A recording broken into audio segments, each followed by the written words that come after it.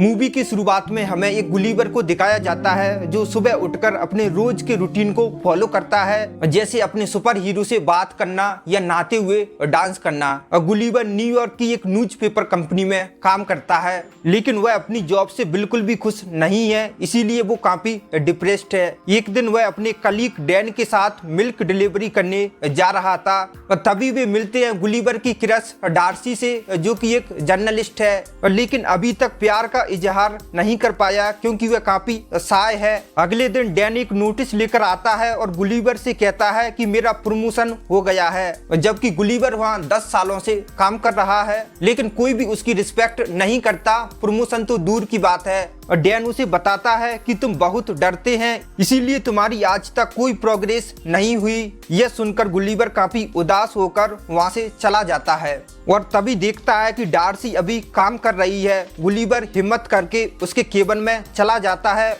लेकिन उसे पता नहीं होता कि बात कैसे करनी है। और डार्सी उससे पूछती है क्या तुम ट्रैवलिंग में इंटरेस्टेड हो। गुलीवर उसे इम्प्रेस करने के लिए झूठ बोलता है कि उसे घूमना बहुत पसंद है और वो काफी देशों में घूम चुका है। ये सुनकर डार्सी कहती है कि कल तुम मुझे ट्रैवलिंग पर एक रिपोर्ट बनाकर दो। घर आकर गुलीवर काफी सोचता है, लेकिन उसके मन में कोई भी आइडिया नहीं आता। इसके बाद वह इंटरनेट से कुछ आर्टिकल्स को अपने ब्लॉग में कॉपी पेस्ट कर लेता है और अगले दिन वह डार्सी को दे देता है। और डार्सी उसकी राइटिंग स्किल से काफी इम्प्रेस हो जाती है और कहती है कि तुम बरमूडा ट्रायंगल पर जाओ और वहां पर गायब होने वाली शिप पर आर्टिकल लिखो। डार्सी को इम्प्रेस करने के लिए गुलीवर मान जाता है। अगले दिन गुलीवर बरमूडा ट्रायंगल के लिए उड़ान भरता है और वहां पर एक आदमी से मिलता है जो गुलीवर के लिए एक बोट का अरेंजमेंट करता है। और वो उसे बताता है कि बोट कैसे चलेगी और कहता है कि आपकी यात्रा बहुत ही सरल है क्योंकि बोट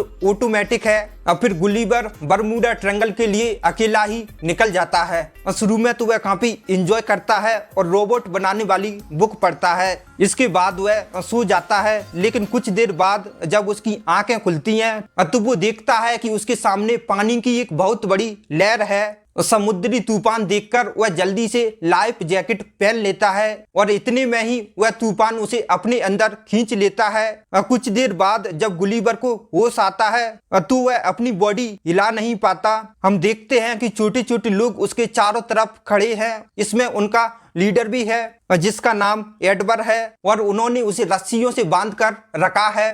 कमांडर गुलीवर को बीस्ट कहकर बुलाता है, लेकिन इतने में ही गुलीवर खुद को बहुत आसानी से आजाद कर लेता है और वो सोचता है कि वो सपना देख रहा है और अपनी आंखें बंद कर लेता है। और एडवर सिपाहियों को ऑर्डर देता है कि इसे नीचे गिराओ और सोल्जर्स उसे नीचे गिरा देते हैं, जिससे गुलीवर बेहोश हो जाता है। जब उसे होश आता है तो वह देखता है कि उसे एक बड़ी गाड़ी पर बांधकर लिलीपुट किंगडम में ले जाया जा रहा है और गुलीवर को देखने के लिए लोग घरों से बाहर आने लगे। वे लोग गुलीवर को लिलीपुट के राजा के सामने पेश करते हैं, पर राजा की बेटी प्रिंसेस मेरी उसकी हालत पर काफी अफसोस करती है। अब वो एडवर से पूछती है कि क्या इसके साथ इतनी सख्ती करना जरूरी है। एडवर बताता है ये हमारे दुश्मन राज्य लिबोसिया का जासूस है। और फाइनली गुलीवर बोलता है और राजा से पूछता है कि मैं कहाँ पर हूँ, जिस पर राज्य का सेक्रेटरी बताता है कि तुम दुनिया के सबसे महान साम्राज्य लिलीपुट में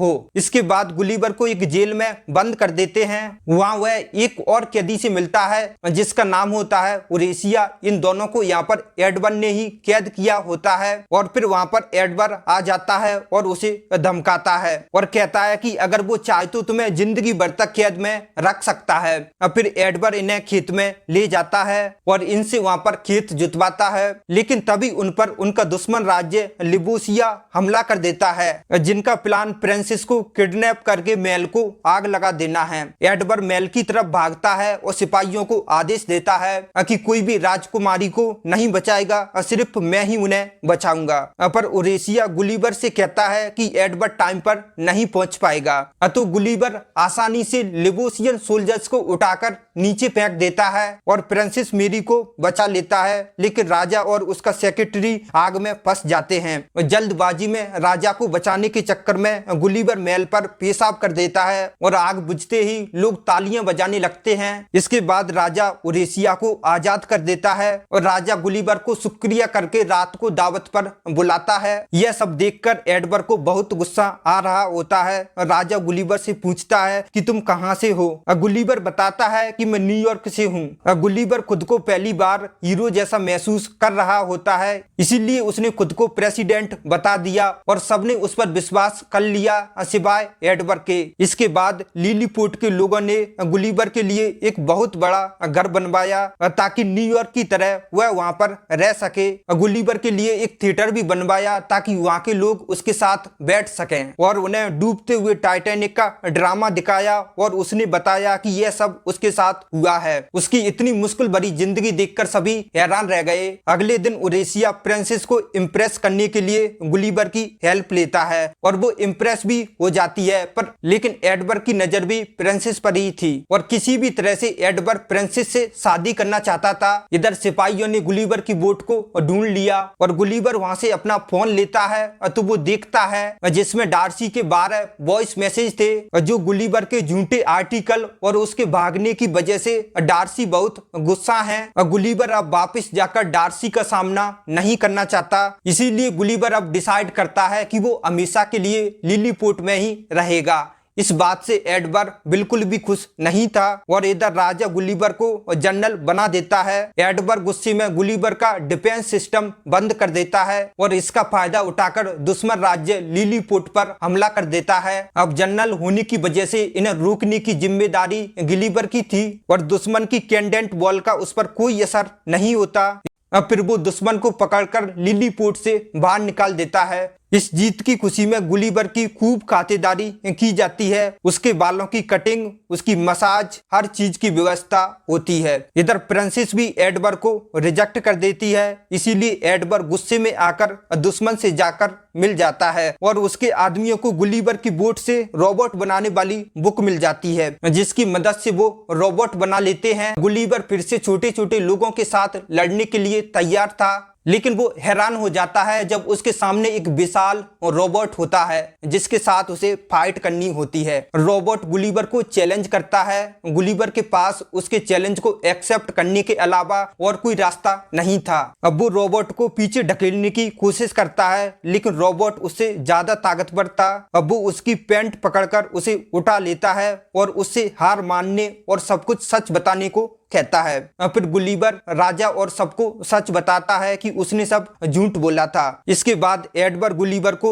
एक ऐसे आइलैंड पर भेज देता है जहां पर कोई भी जाने की हिम्मत नहीं करता। जब गुलिवर वहां पर छोड़ा जाता है तो उसे एक विशाल बच्ची उठा लेती है। बच्ची उसे खिलौना समझकर बाहरी हाउस में रख लेती है। इधर डार्सी गुलिवर को ढूंढते हुए लिलीपुट आ चुकी थी और गुलिवर ने सबको बताया था कि डार्सी उसकी प्रिंसेस है, इसीलिए एडवर्ड उसे पहचान जाता है और उसे भी बंदी बना लेता है, जहां वह उसकी रानी और राजा से मिलती है। गुलिवर के हारने के बाद एडवर्ड ने उन्हें भी बंदी बना लिया था। ये सब देखकर उरेशिया गुलिवर के पास जाता है और उस बच्ची के पास यूएस सोल्जर्स का सूट होता है। इसका इस्तेमाल करके गुलिवर वहां से और लिलीपुट में जाकर सबसे पहले डार्सी से मिलता है और बताता है कि मैं तुमसे बेहद प्यार करता हूं। इसके बाद गुलिवर डिसाइड करता है कि अब वो एडवर्ड को चैलेंज करेगा। अगले दिन वे एक दूसरे के सामने होते हैं और लड़ना शुरू कर देते हैं। रोबोट जल्दी से गुलिवर पर हावी हो जाता है, लेकिन उरेशिया गुलिवर की मदद करने के लिए रोबोट के अंदर घुस जाता है और रोबोट के अंदर तोड़ फोड़ कर देता है, जिससे रोबोट की पावर बंद हो जाती है। जिसके बाद गुलिवर बड़ी आसानी से रोबोट को हरा देता है और उरेशिया की बहादुरी की वजह से उसे भी प्रिंसेस से शादी करने की परमिशन मिल जाती है।